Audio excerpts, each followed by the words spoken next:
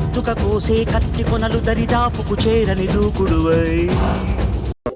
So Edgar Wright's the running man movie ఇప్పుడే చూసి వస్తున్నాను. Baby driver movie direct. So cinema ఎలా ఉంది అంటే మాత్రం నాకు నచ్చింది. మంచి ఫన్ ఉంది భయ్య. రన్నింగ్ మ్యాన్ అని ఒక షో ఉంటది. దాంట్లో నేను చంపుదామని చెప్పేసి కొంతమంది ట్రై చేస్తా ఉంటారు. నువ్వు వాళ్ళని తప్పించుకొని 30 రోజులు నువ్వు బతకాలి. సో ఎలా బతికావు, లాస్ట్ కి ఏం జరిగిందని జనరల్ స్టోరీ అన్నట్టు. దీంట్లో మెసేజ్ ఉంటది, ఒక రకమైన మెసేజ్ ఉంటది.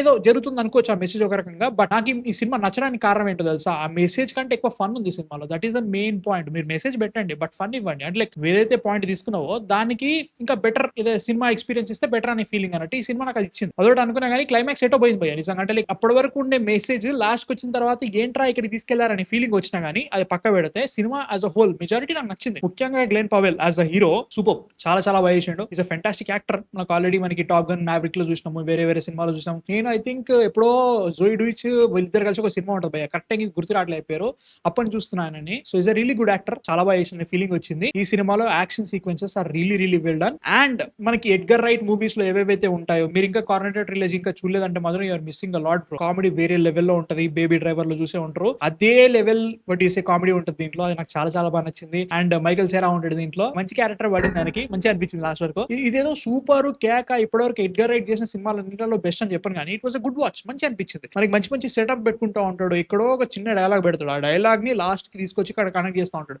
హే బాగా యూజ్ చేసేవరా అనే ఫీలింగ్ అయితే వచ్చింది.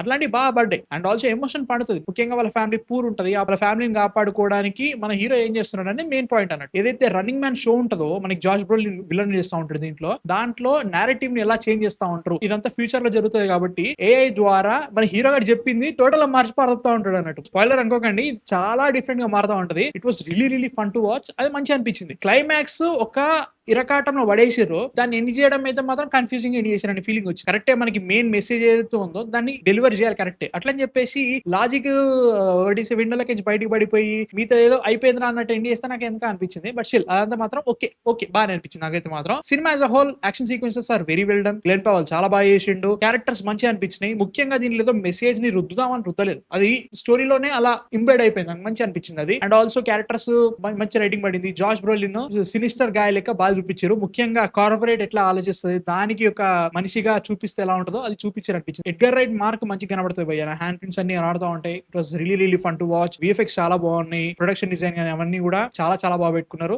Still baby driver is my favourite film from Edgar right. నాకు చాలా చాలా ఇష్టం ఆ cinema. Emotion and everything perfect పడుతూ ఉంటుంది. దీంట్లో క్లైమాక్స్ చెప్తున్నా కదా కొంచెం ఓకే ఇలా తీసుకెళ్ళావా అనిపించింది. బట్ స్టిల్ నాకైతే సినిమా నచ్చింది. ఇంకా చాలా బెటర్ ఉండొచ్చు but still I loved it. And music బాగుంది. So yeah, these are my thoughts on the running man. నాకు నచ్చింది. మీరు చూసారా, చూడాలంటున్నారు కింద కామెంట్స్ లో చెప్పండి. అండ్ నెక్స్ట్ వీడియోతో మళ్ళీ కలుస్తా. నెక్స్ట్ వచ్చేది ఏంటి, ఇంకా SSME 29 the globe trotter event వస్తుంది. లైవ్ లో కూర్చుందాం, మాట్లాడేద్దాం, ఎంజాయ్ చేద్దాం. So please subscribe and join the like. Next వీడియోతో మళ్ళీ కలుస్తాం. Man of fiction signing off.